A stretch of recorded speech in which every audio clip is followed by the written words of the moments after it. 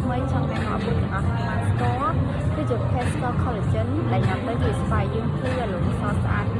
បែបថាជួយជាងខាងតែម្ដងនេះគឺ Pesco Collagen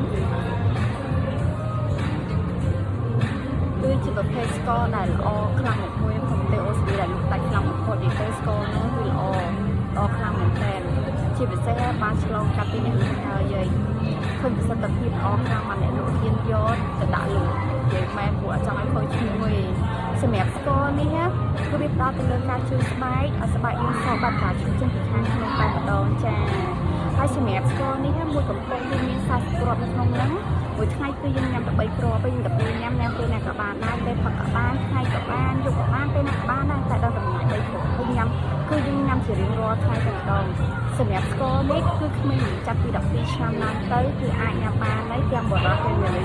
ស្ករនេះគឺវាជាឆ្នាំវាជាស្ករវ៉ៃតាមីនដែលជួយស្បែកយើងកាន់តែស្រស់ស្អាតទៅដល់វាជាវាជាកាត់អីផងគឺជាស្ករធម្មជាតិ 100% ហើយចំពោះជាស្ករវិញគឺ 99.8% គឺអត់មានជាស្ករមើលទេចឹងខ្ញុំបារម្ភហ្នឹងញ៉ាំហើយឡើងគីឡូញ៉ាំហើយធាត់អីគឺអត់មានទេអ្នកខ្ញុំសុំតានីមកផងដែរឥឡូវខ្ញុំបង្ហាញពីស្ករនេះគឺវាមានរូបរាងបែបនេះនិយាយទៅអ្នកលក់ញ៉ាំអស់ហើយនិយាយមែនអ្នកលក់ញ៉ាំហូចពីឆ្ងាញ់ពេកគាត់ឲ្យញ៉ាំលើ3គ្រាប់ផងតែគេឲ្យញ៉ាំទៅញ៉ាំតែ3គ្រាប់បានហើយសម្រាប់ស្ករនេះអ្នកទាំងអស់គ្នាអាចធ្វើការកម្មង់បានតាម app របស់ L192 ឬក៏ឆាតមកពីខ្ញុំផ្ទាល់បានឥឡូវអ្នកលក់សុំធ្វើការញ៉ាំឲ្យអ្នកទាំងអស់គ្នាបានមើលហើយអ្នកលក់អាចជំរាបលាបានហើយ